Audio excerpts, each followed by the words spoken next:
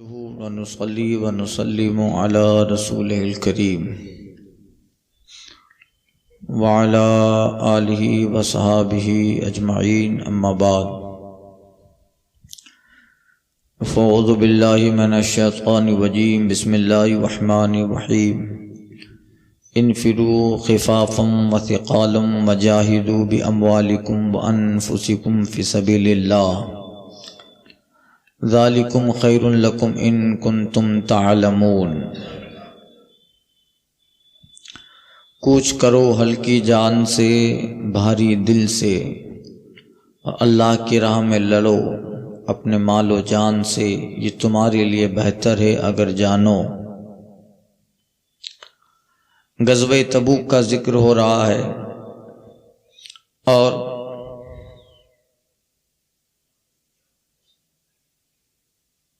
اس غزوہ میں کے تعلق سے پیچھے بیان ہوا۔ تبوک یہ مدینہ شریف سے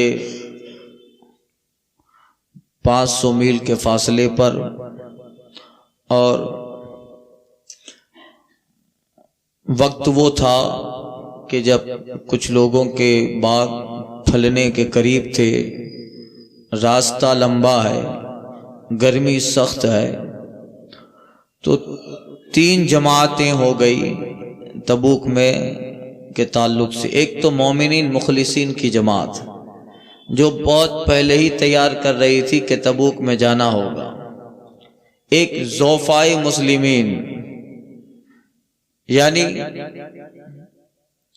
جن کا ارادہ نہیں ہو رہا یا ہو رہا ہے، شش و پنج میں ہے، اور ایک منافقین کی جماعت جو ظاہر میں مسلمانوں کے ساتھ ملے ہیں مگر منافقین ہیں۔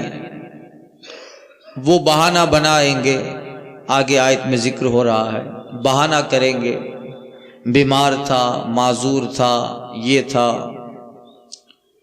وہ ٹالیں گے۔ اللہ پہلے اس کی عظمت بیان کر رہا ہے، انفروا خفافا وثقالا، کوچ کرو ہلکی جان سے بھاری دل سے، وجاہدوا باموالکم وانفسکم فی سبیل اللہ، اور اللہ کی راہ میں لڑو اپنے مال اپنی جان سے، ذالکم خیر لکم ان کنتم تعلمون، یہ تمہارے لیے بہتر ہے اگر جانو۔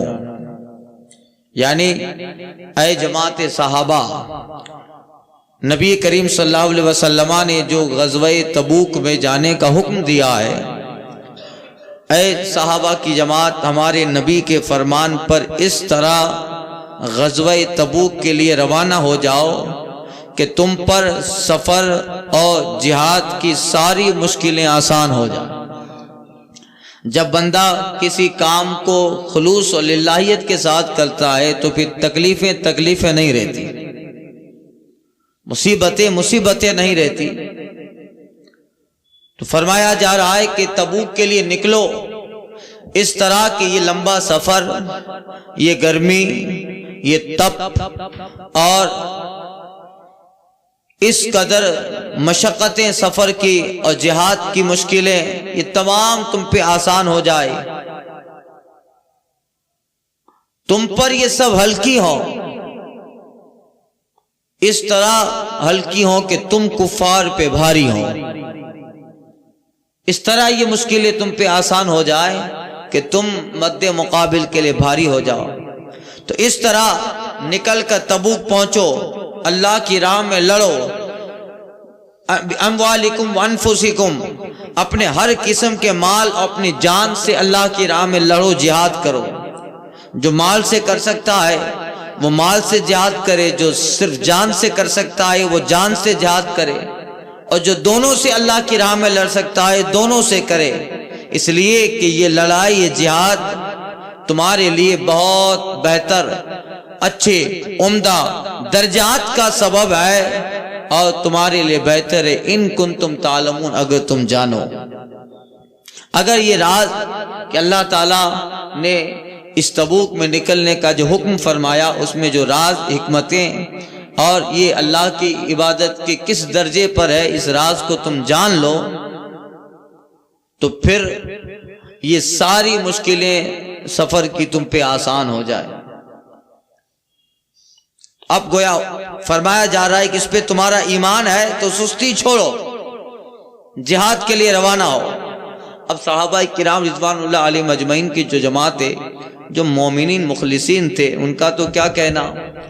روایت میں ہے کہ کچھ دن پہلے ہی پتا تھا کہ تبوک میں نکلنا ہے، تو ابو بکر صدیق وغیرہ تو پہلے ہی تیاری کر رہے تھے، مگر منافقین جو تھے، جو ظاہر میں کلمہ پڑھ رہے تھے، اب وہ کب چاہیں گے گھر بار چھوڑے، اتنا لمبا سفر، دھوپ ہے، 750 کلومیٹر کا لمبا سفر، سامنے رومی لشکر ہے، جان سے جانا ہے، ان کے لیے بھاری تھا۔ مگر جو صحابہ تھے، اللہ حضرت عبداللہ ابن ام مکتوم ایک نابینا صحابی تھے، جب انہوں نے یہ آیت سنی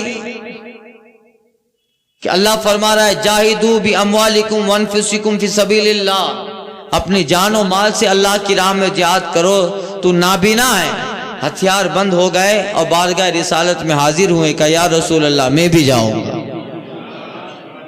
نابینا ہے تو یہ کیا تھا کہ اللہ جس کے دل میں خلوص ڈالتا ہے تو مشکل کام بھی خلوص کے لیے آسان ہو جاتا ہے۔ نماز فجر میں جو لوگ خلوص و للہیت کے ساتھ پڑھتے ہیں، برف ہی کیوں نہ برس رہی ہو مگر وہ فجر میں حاضر ہوتے ہیں، جن کے پاس خلوص ہے۔ اور جو خلوص و للہیت نہیں ہے ان کے لیے تو گرمی کے موسم میں ایسی لگا ہے تب بھی مسجد میں نہیں آتے ہیں، ان کے لیے عبادت بھاری ہو جاتی ہے۔ خلوص رہتا ہے تو مشکل سے مشکل کام بھی آسان ہو جاتا ہے۔ حضرت ابو ایوب انصاری رضی اللہ تعالیٰ عنہ کسی بھی جہاد میں وہ گھر میں نہ بیٹھے، جب بھی حکم ہوتا، کہیں بھی جانا ہوتا، تلوار لے کر نکل پڑتے۔ آقا کا حکم ہے۔ حضرت صفوان بن عمر رضی اللہ تعالیٰ فرماتے کہ میں حمص کا حاکم تھا، مقام حمص شام کا علاقہ، حمص کا حاکم تھا، اور ایک غزوہ میں گیا تو میں نے ایک ایسے بوڑھے انسان کو دیکھا جو اتنا بوڑھا تھا کہ جس کی جو یہ بھویں تھی وہ بھویں بھی سفید ہو کر آنکھوں پہ لٹک رہی تھی، اتنا بوڑھا۔ یہ جو بھویں ہیں کیا بولتے ہیں ہمارے یہاں، نیڑ، یہ بھویں ہیں، آئی برو اس کو کچھ بولتے ہیں بھویں۔ تو یہ بوڑھا آدمی ہو جاتا ہے تو یہ زیادہ یہ بال جو ہے لمبے ہو جاتے ہیں، لٹکتے رہتے ہیں۔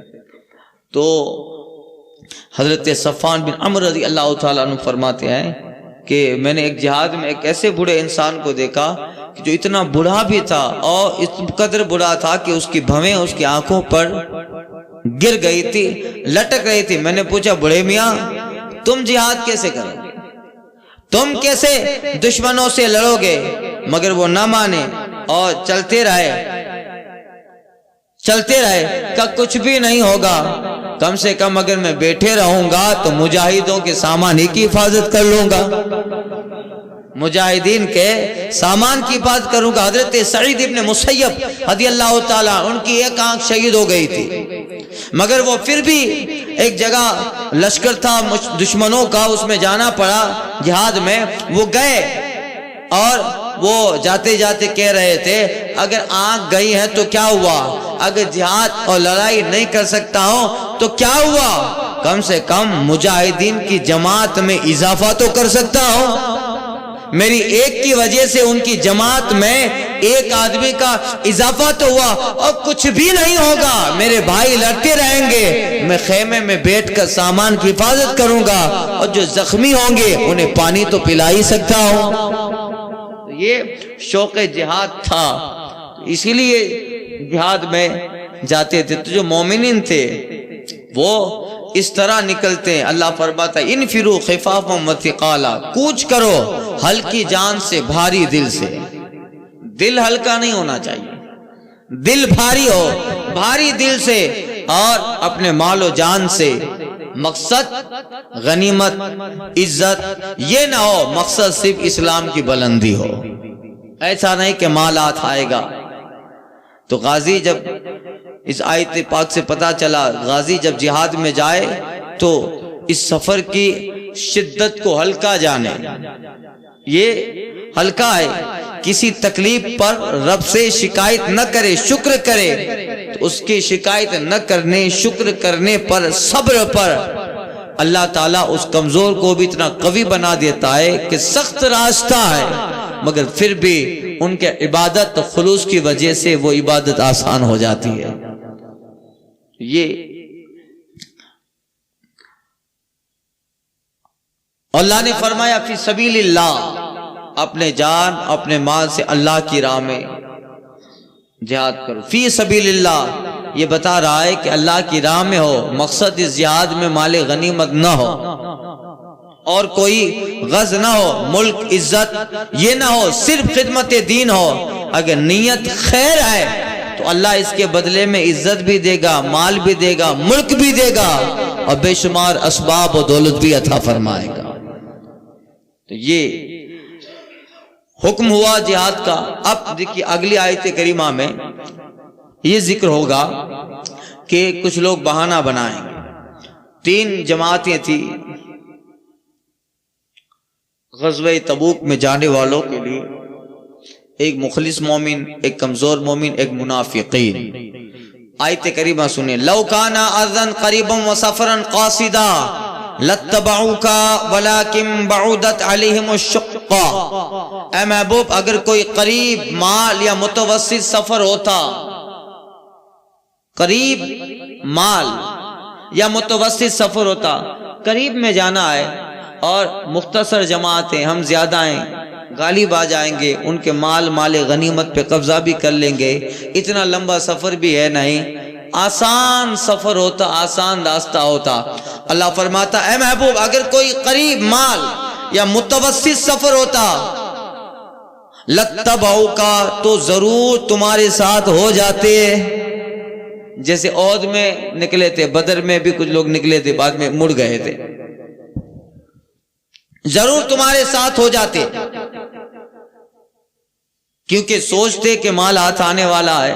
یہ منافقین کا ذکر ہو رہا ہے، اور ہم غالب آنے والے ہیں تو مال غنیمت ملے گا اور بہت ساری چیزیں۔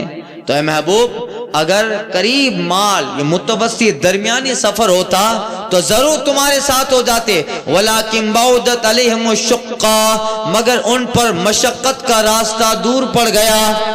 اتنا لمبا راستہ تبوک کا اور اوپر سے گرمی سخت ہے، اب بہانے بنائیں گے، بیمار ہیں، اچانک نکلنے کا حکم ہوا، جبکہ یہ بات پھیلی تھی کہ تبوک میں جانا ہوگا، مگر اب حضور نے حکم فرمایا تو سمجھے کہ اچانک یہ جانے کا حکم ہوا۔ اب اتنا لمبا سفر ہے، خرچہ ہے، یہ ہے، گرمی ہے، بیمار ہیں، معذور ہیں، اب طرح طرح کے بہانے بنائیں گے۔ اللہ نے پہلے محبوب کا آگاہ کر دیا، فَسَيَحْلِفُونَ بِاللَّهِ لَوِ اسْتَعْنَا لَخَرَجْنَا مَعَكُمْ۔ اے محبوب اللہ کی قسم کھا کے تمہارے پاس آئیں گے کہ ہم سے اگر بن پڑتا تو ضرور تمہارے ساتھ چلتے۔ یہ پہلے ہی اللہ تعالیٰ فرما رہے ہیں محبوب کچھ لوگ ایسے ہوں گے جو اس سفر سے رک جائیں گے اور رکنے کی وجہ آپ سے بیان کریں گے، معذور اپنے آپ کو تصور کریں گے، اور آپ کے پاس جب آپ تبوک سے واپس آ جائیں گے مدینہ تو آپ کے پاس قسم کھا کے آئیں گے اور کہیں گے لَوِ اسْتَعْنَا، اے محبوب یا رسول اللہ اگر ہم سے بن پڑتا لَخَرَجْنَا مَعَكُمْ، ہم تمہارے ساتھ آپ کے ساتھ ضرور نکلتے۔ یہلکون اپنی جانوں کو ہلاک کرتے ہیں، یعنی ان کا بہانہ غلط ہے۔ واللہ یعلم انہم لکاذبون، اے محبوب اللہ آپ کو بتاتا ہے، اللہ جانتا ہے کہ یہ جھوٹے ہیں، یہ جھوٹے ہیں، پہلے ہی بتا دیا گیا۔ تو اب چونکہ جب مدینہ پاک میں غزوہ تبوک کا اعلان ہوا کہ نکلنا ہے تو یہ 3 جماعتیں ہو گئی۔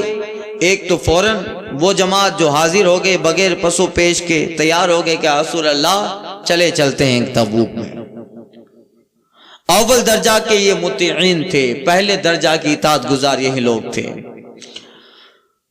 اور دوسرے عام جیسے عام مہاجر انصار، دوسرے ضعفائے مومنین جن میں بتقاضائے بشری اس وقت اتنا دراز سفر کچھ بھاری محسوس ہوا، اچانک جانا ہے اور کمزوری ہے جسم میں، تیاری نہیں کر پائے ہیں مومن، مگر حالات ایسے ہیں کہ کمزوری ہے، کچھ کوئی بیمار ہے، اچانک جانا ہوا، کچھ کام پینڈ ہے، اس طرح کے ہیں ضعفائے مومنین جن کے لیے کوئی عذر صحیح ہے، عذر ہے مگر اس عذر کو قبول کیا جا سکتا ہے، ایسے ضعفائے مومنین انہوں نے کچھ نہ کہا، ایسا نہیں کہا کہ ہم نہیں جائیں گے، نہیں جائیں گے یہ بھی نہ کہا، اور جائیں گے یہ بھی نہیں کہا۔ یہ تیسرے منافقین، اور انہی کے لیے یہ آیت کریمہ ہے، کیونکہ اتنا لمبا سفر، رومیوں سے مقابلہ، ناگوار حالات، سخت گرمی، اب اس جہاد سے بچنے کے لیے کچھ ہیلا و بہانہ چاہیے، تو آ کر رسول اللہ کی بارگاہ میں کہیں گے یا رسول اللہ اچانک نکلنا پڑا، میرا گھوڑا بیکار ہو گیا، میرا اونٹ بیکار ہو گیا، مجھے پتہ ہی نہیں تھا، طبیعت خراب ہو گئی، یہ تھا۔ اللہ فرماتا ہے واللہ یعلم انکم لکاذبون، اے محبوب رب جانتا ہے اور آپ کو بتا رہا ہے، آپ کے پاس آ کر لمبی لمبی قسمیں کھائیں گے مگر دیکھیے یہ جھوٹے ہیں، یہ جھوٹے ہیں۔ اب جو ہے یہ رسول اللہ صلی اللہ علیہ وسلم کو بتایا جا رہا ہے۔ اب غزوہ میں تو جان نچھاور وہی کریں گے جو مخلص مومن ہیں، وہی نچھاور کریں گے جو سرکار کے جانثار صحابہ ہیں، مگر ان کے تعلق سے کہا جا رہا ہے کہ محبوب جب آپ تبوک سے واپس آئیں گے تو یہ منافقین اللہ کی قسم کھا کھا کر کہیں گے، چلا چلا کر کہیں گے ہم مجبور تھے اس لیے نہ آئے، اگر ہم میں قوت ہوتی لخرجنا معکم، ہم آپ کے ساتھ ضرور نکلتے، صحابہ کے ساتھ چلتے، مگر یا رسول اللہ ہم معذور تھے، نادار تھے، بیمار تھے۔ محبوب یہ جھوٹی قسمیں کھا رہے ہیں، یہ اللہ کا کچھ بگاڑ نہ پائیں، آپ کا کچھ بگاڑ نہ پائیں، یہلکون، یہ اپنے آپ ہی کو ہلاک کر رہے ہیں جھوٹی قسمیں کھا کر۔ پہلی بات تو یہ ہے کہ ان کے جھوٹی قسموں سے یہ خود اپنی عاقبت بگاڑ رہے ہیں، اور دوسری بات کہ دین کا کام ہے، جہاد میں جانا ہے، اسلام کی آبیاری، خدمت دین کا مسئلہ ہے، تو دینداری کا تقاضا یہ ہے کہ دین اور خدمت اسلام کے لیے مومن مشقت سے گھبراتا نہیں ہے، مشقت سے نہیں گھبراتا، اور منافق وہ ہوتا ہے جو تھوڑی تھوڑی بات میں بہانہ بناتا، اور اس کی صفت ہے، حدیث شریف میں منافقین کی علامت بتائی ہے کہ جب غصہ ہوگا تو گالی دے گا، بات کرے گا تو جھوٹ بولے گا، اور جب پھنسے گا تو قسمیں کھائے گا۔ بغیر ضرورت کے قسمیں بھی نہیں کھانی چاہیے، منافقین کی علامت ہے، بغیر ضرورت کے قسم نہیں کھانی چاہیے۔ مومن مخلص قسم نہیں کھاتا ہے، اس لیے کہ اس کا خلوص ہی بتا دے رہا ہے کہ یہ صحیح بول رہا ہے، اس کا خلوص بتاتا ہے یہ صحیح بول رہا ہے۔ ایک صاحب کہتے ہیں کسی امر میں ان کا قول ہے کہ میرے دوست نے مجھے ایک مرتبہ کوئی بات کہی کہ اس کا کوئی بہانہ معقول تھا، تو میں نے سمجھ لیا اس نے کہا، مگر اسی بات کو اس نے دوبارہ ریپیٹ کیا تو مجھے شک ہوا کہ کہیں جھوٹا ہے۔ تیسری مرتبہ اس نے اسی بات کو قسم کھا کے کہا تو کہتے میں سمجھ لیا کہ یہ جھوٹ بول رہا ہے۔ مومن مخلص، اس لیے حدیث پاک وغیرہ میں آیا ہے کہ قسموں کے جھوٹی قسم کھانے سے روزی میں برکتیں ختم ہو جاتی ہیں، چہرے سے نور ختم ہو جاتا ہے، اور بات بات پر جھوٹی باتوں پہ قسم بھی کھانا یہ منافقین کی علامت ہے۔ تو مومن تو وہ ہوتا ہے جو خلوص کے ساتھ دین کے لیے گھبراتا نہیں ہے۔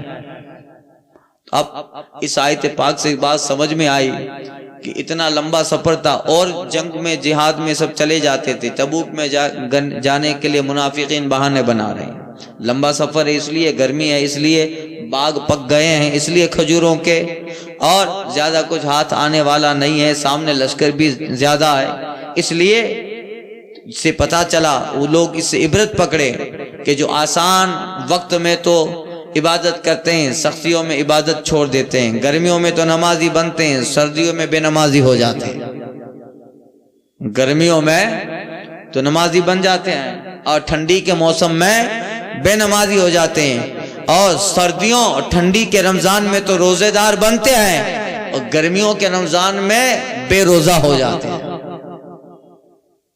تو یہ منافقین کی علامت ہے، آسان راستہ ہوتا ہے تو دکھانے کے لیے عمل کرتا ہے، اور جب دشواریاں آتی ہیں تو چھوڑ دیتا ہے۔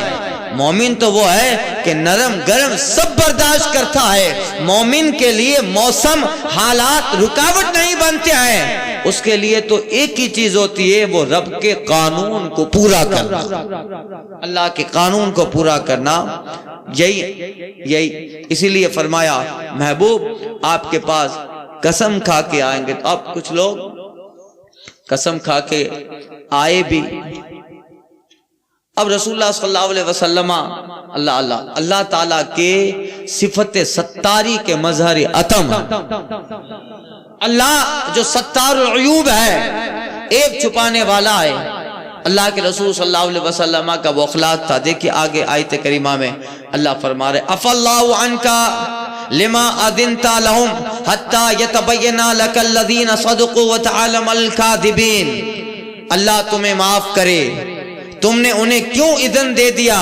جب تک کہ نہ کھلے تھے تم پر سچے اور ظاہر نہ ہوئے تھے جھوٹے۔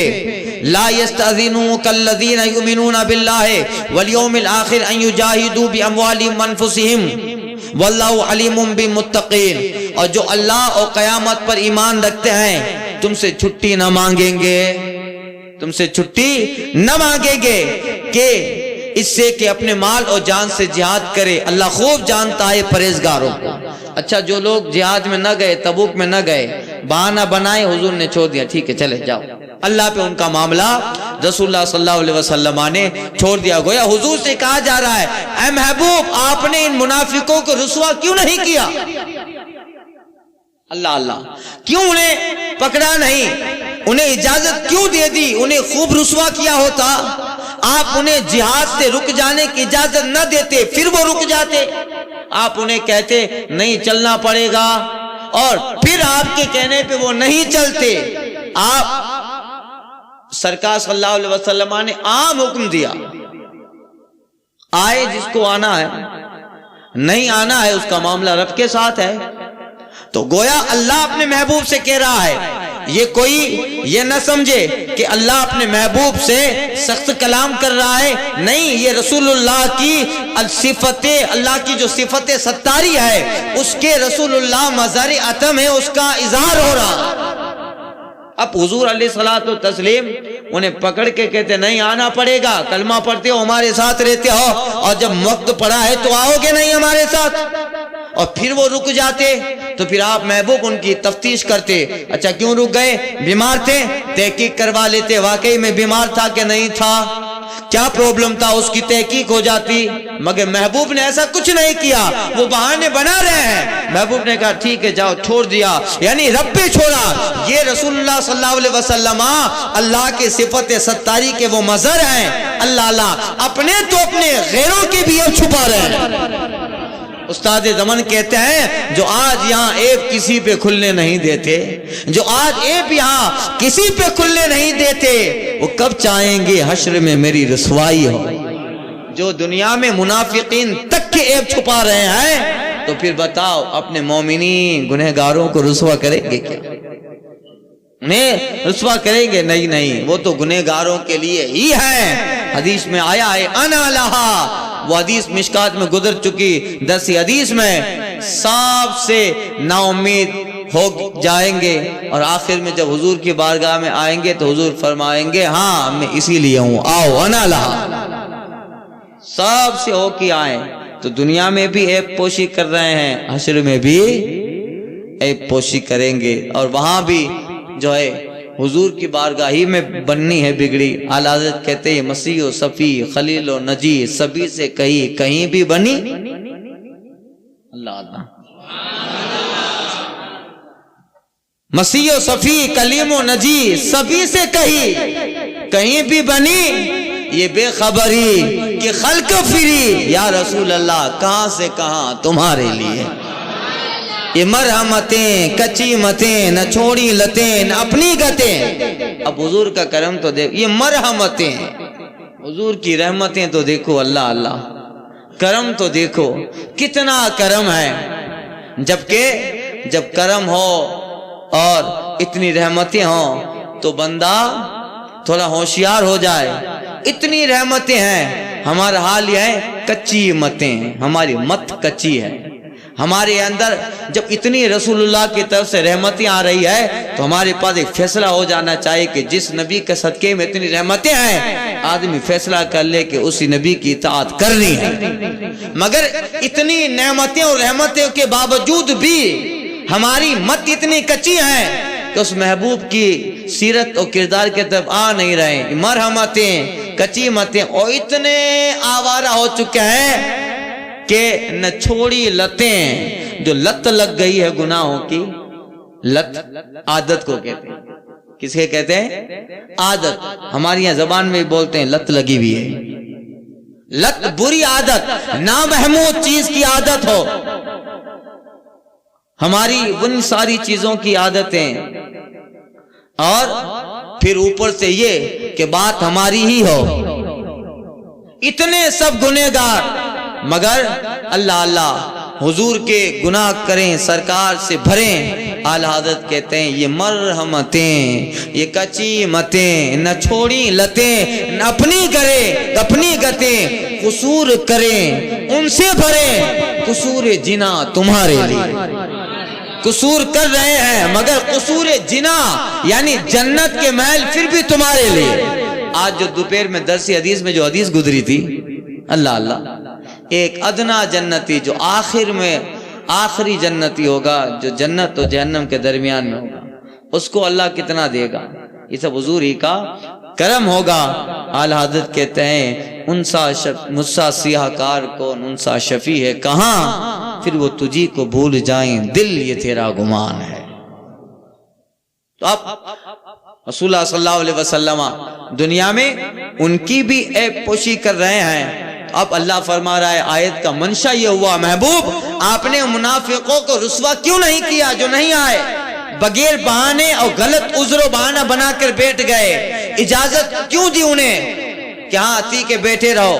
خوب رسوا کیا ہوتا ان کو, آپ انہیں جہاد سے رک جانے کی اجازت نہ دیتے پھر وہ رک جاتے, یا جو بہانے انہوں نے بنائے تھے محبوب ان کی تحقیق کرتے, ان کا نفاق اور جھوٹ کھل جاتا. حتیٰ یتبین لک الذین صدقوا, تاکہ پتہ ہو چل جاتا کہ ان میں سچے کون ہیں جو جہاد میں آئے اور نہیں آئے ہیں. تو ان کا بہانہ معقول ہے کہ واقعی میں نہیں آنے کے لائق و قابل تھے, اور پھر آپ تحقیق کرتے تو پتہ بھی چل جاتا. آپ کو تو پتہ ہی ہے محبوب, مومنوں کو پتہ چل جاتا کہ ان میں سے سچے کون ہیں اور بہانہ بنا کر بیٹھنے والے جھوٹے کون ہیں. مگر اللہ اللہ یہ سرکار صلی اللہ علیہ وسلم رب کی صفت ستاری کے مظہر عتم ہے. اللہ فرماتا ہے محبوب تم انہیں معاف کرے, اللہ تمہیں معاف کرے, تم انہیں کیوں اذن دے دیا جب تک کھلتے نہ کھلے تھے تم پر سچے و ظاہر نہ ہوئے تھے جھوٹے. اور وہ جو قیامت و اللہ پر ایمان رکھتے ہیں تم سے چھٹی نہ مانگیں گے. یعنی لا یستاذینوک الذین یؤمنون باللہ والیوم الآخر ان یجاہدوا فی اموالہم وانفسہم. محبوب جو اللہ و قیامت پر ایمان رکھتے ہیں وہ کبھی نہیں کہیں گے کہ یا رسول اللہ میں جہاد میں چلنا نہیں چاہتا, بیمار ہوں. جو مومن مخلص ہے وہ کبھی بھی آپ سے چھٹی نہیں مانگے گا, بلکہ وہ تو چاہتا ہے کہ جب وقت ملے وقت پڑے اللہ کے دین کے لیے نکل پڑے. اس سے بڑا گولڈن چانس ہو کون سکتا ہے. ہمیشہ چاہے ابو بکر صدیق اور صحابہ تیاری میں رہتے تھے اور اسی فکر میں رہتے تھے کہ دین کے لیے کب نکلنا پڑے ان کا ہزاروں کام رہتا تھا، ایسی بات نہیں ہے، مگر دین کے لیے جس کا اندازہ تبوک کے موقع پہ ہوا کہ حضرت ابوبکر صدیق فاروق اعظم اپنے مال لے کر بارگاہ رسالت میں حاضر ہو رہے ہیں۔ عثمان غنی کتنا دیا، حضرت ابوبکر نے سب کچھ دے دیا رسول اللہ صلی اللہ علیہ وسلم کی بارگاہ میں، اللہ کی بارگاہ میں۔ کیوں؟ اس لیے کہ جو اللہ اور آخرت پر ایمان رکھتا ہے وہ کبھی بھی آپ سے چھٹی نہیں مانگے گا۔ واللہ علیم بالمتقین، محبوب اللہ پرہیزگاروں کو خوب جانتا ہے کہ جتنے لوگ ہیں اس میں سے مخلص مومنین آپ کے سچے وفادار کون ہے رب جانتا ہے، اور دکھاوے کے مومن کون ہے اسے بھی رب جانتا ہے۔ اللہ علیم بالمتقین، اللہ پرہیزگاروں کو خوب جانتا ہے۔ انما یستذینونک الذین لا یؤمنون باللہ والیوم الآخر، تم میں سے یہ چھٹی وہی مانگتے ہیں جو اللہ و آخرت پر ایمان نہیں رکھتے۔ دیکھیے بالکل صاف بات اللہ تعالیٰ نے بیان فرما دی، اللہ آخرت پر ایمان نہیں رکھتے۔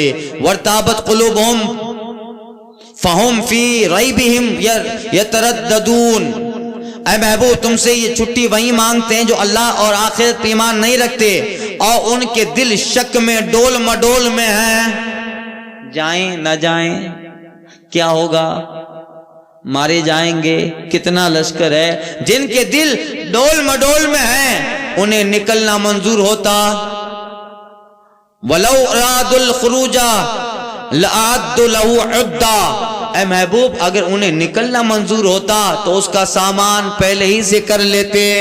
جیسے ابوبکر صدیق دوسرے سب کو پتا تھا، پہلے ہی سے تبوک کی تیاری کر رہے تھے، انہوں نے تیاری نہ کی۔ اب جب آپ حکم فرما رہے ہیں تو بہانہ بنا رہے کہ ہم نے تو تیاری نہیں کی۔ ارے اگر دل میں خلوص ہوتا تو پہلے ہی تیاری کر لیتے۔ لو ارادوا الخروج لعدوا له عدہ، اے محبوب اگر انہیں نکلنا منظور ہوتا تو اس کا سامان کرتے، مگر کیا ہوا، ولیکن کرہ اللہ بعاثہم، مگر خدا ہی کو ان کا اٹھنا ناپسند ہوا۔ اللہ ہی نہیں چاہتا کہ منافقین آپ کے ساتھ چلے، محبوب آپ کے ساتھ تو آپ کے مومنین مخلصین وفادار چلیں گے۔ اللہ نہیں چاہتا، ولیکن کرہ اللہ بعاثہم، اللہ تعالیٰ نہیں چاہتا، اللہ تعالیٰ کو خدا کو ان کا اٹھنا ناپسند ہوا۔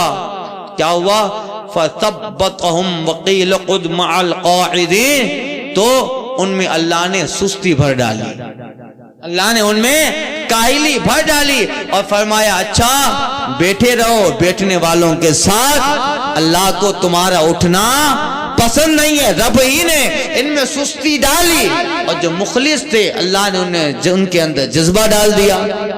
چلے ہیں ایسے چلے ہیں کہ اللہ ان کے واقعہ تبوک کو سیرت نے اتنا بہترین بنا کے پیش کیا کہ اللہ یہ واقعہ تبوک مخلصین اور منافقین میں ایک فرق کا باعث بن گیا۔ یہ آیت کریمہ تبوک کے اول، اب اور اس کا ایک حصہ انشاءاللہ آئندہ کے درس میں عرض کرتا ہوں۔ الفاتحہ۔